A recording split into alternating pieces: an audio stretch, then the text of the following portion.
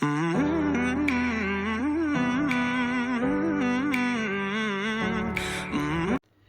les amis, j'espère que vous allez bien. Bienvenue sur Douceur et Saveur de Manou. Je fais cette vidéo de riz au poulet pour vous souhaiter de très belles fêtes de fin d'année. Je vous souhaite de passer les fêtes de fin d'année avec votre famille, avec votre entourage, avec les personnes que vous aimez, dans la paix, dans la joie, dans l'allégresse.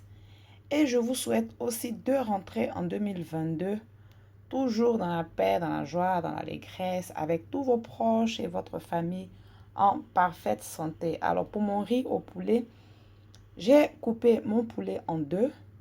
C'était un poulet entier, je l'ai découpé en deux. C'est ma marinade spéciale poulet dont je laisserai le lien que j'utilise pour mariner mon poulet. Je vais maintenant conserver mon poulet au réfrigérateur toute la nuit et on se retrouve demain pour la cuisson du riz. Maintenant, nous sommes au lendemain matin. J'ai sorti mon poulet du réfrigérateur qui a très bien mariné. J'ai aussi découpé un oignon en dés, la moitié d'un poivron jaune et rouge. J'ai ici du piment qu'on appelle piment sambon. J'ai de l'escargot de mer séché et fermenté. Je vais aussi avoir besoin de ma marinade pour la suite. J'ai mis une casserole au feu avec de l'huile qui a chauffé. Je vais maintenant faire frire mon poulet.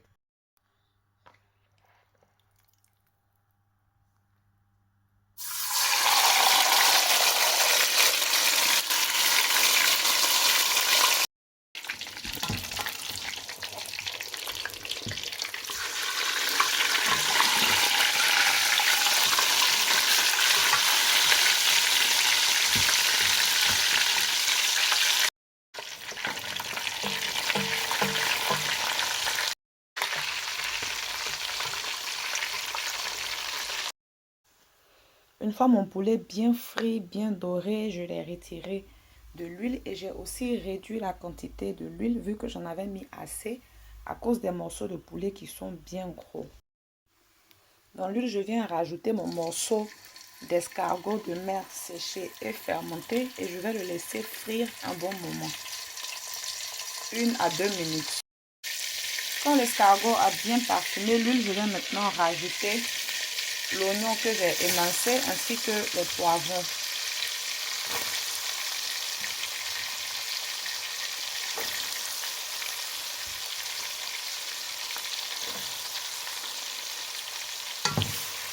Il faut que le tout soit à feu moyen mais que l'huile soit bien chaude parce que on veut bien dorer notre escargot de mer et nos légumes.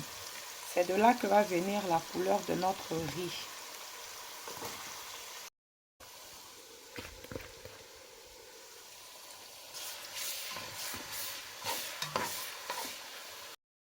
Et entre-temps, je vais venir piler du thym séché, une feuille de laurier, de l'anis, ainsi que du poivre noir et du sel.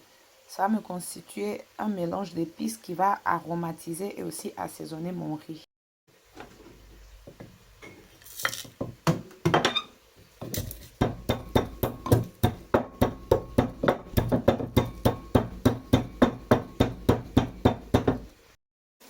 Je vous montre la couleur des oignons et des légumes.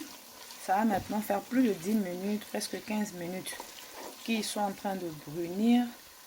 Je vais rajouter le reste de la marinade que j'ai utilisée pour mariner le poulet.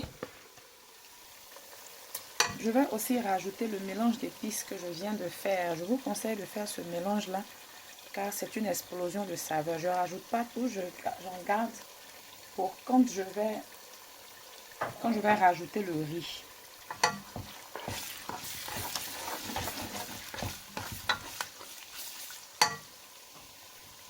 Je viens retourner le poulet.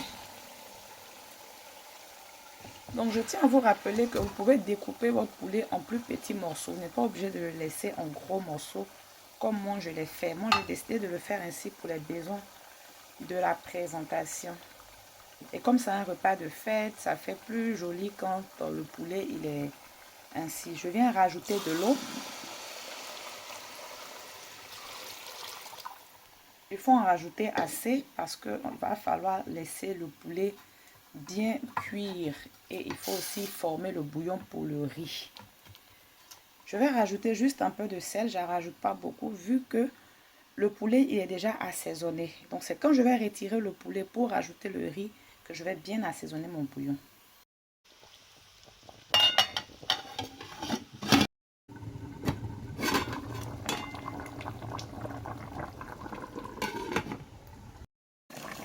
Après 45 bonnes minutes d'ébullition à feu fort, je vais maintenant retirer mon poulet qui est prêt et je vais rajouter mon riz.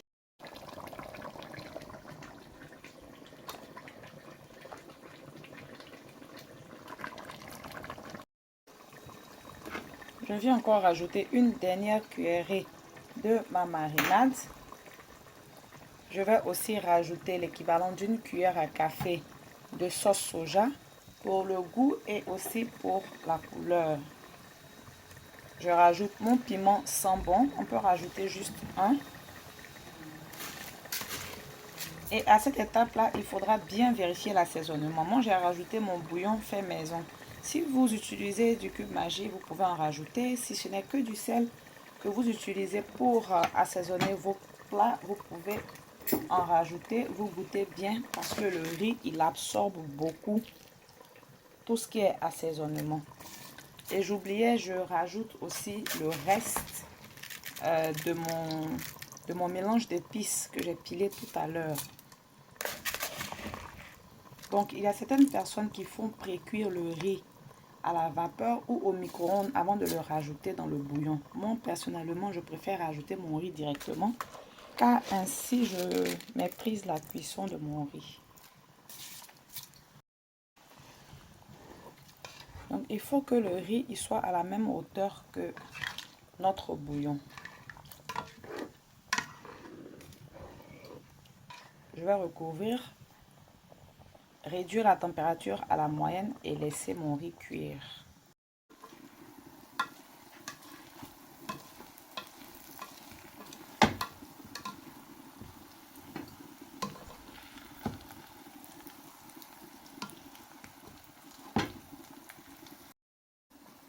Quand il n'y a pratiquement plus d'eau dans le riz, après l'avoir retourné, il faut le recouvrir d'un papier cuisson pour permettre à la vapeur de bien le cuire.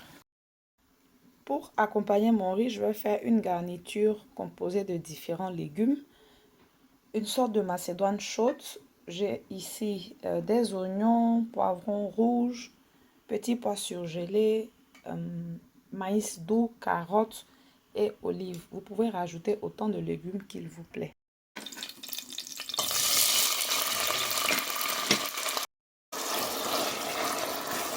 Après avoir ajouté les légumes, je viens maintenant assaisonner toujours avec ma marinade.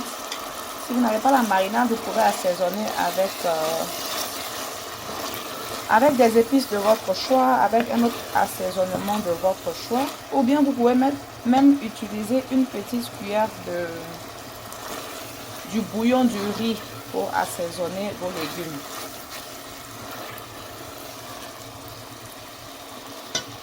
Je vais rajouter les carottes, les olives et le maïs doux en fin de cuisson. Parce qu'ils ne mettent pas assez de temps pour cuire.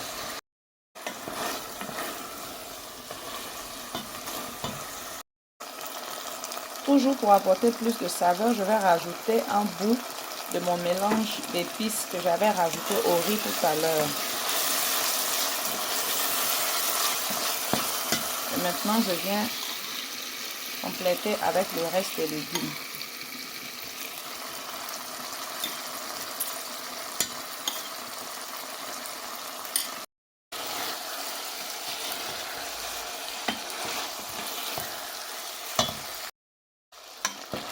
Et voilà, mes légumes sont prêts pour accompagner mon riz. Mon riz est maintenant prêt. Je crois que j'ai oublié de le mentionner, mais quand j'ai rajouté le riz dans le bouillon, je l'ai laissé à feu très bas pendant 30-35 minutes. Ensuite, quand il n'y avait plus d'eau, j'ai bien retourné le riz et je l'ai recouvert avec un film alimentaire pour que ce soit seulement la vapeur qui cuise le riz. Et j'ai laissé encore 30 minutes supplémentaires. Maintenant, mon riz est prêt. Vous voyez comment il se détache, comment il est bien mou. Je vais le servir avec ma salade de légumes.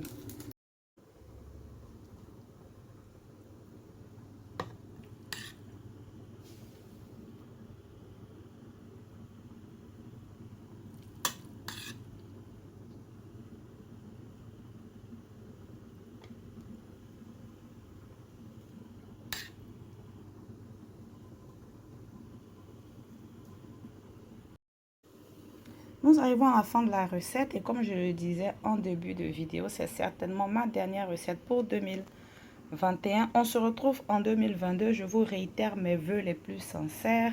Je vous souhaite de passer de très belles fêtes de fin d'année, de rentrer en 2022 avec la santé, avec les personnes que vous aimez. Je tiens à vous dire merci, grand merci à tous mes abonnés, à toutes les personnes qui regardent mes vidéos, qui me laissent des likes, des gentils commentaires. Grand merci à vous.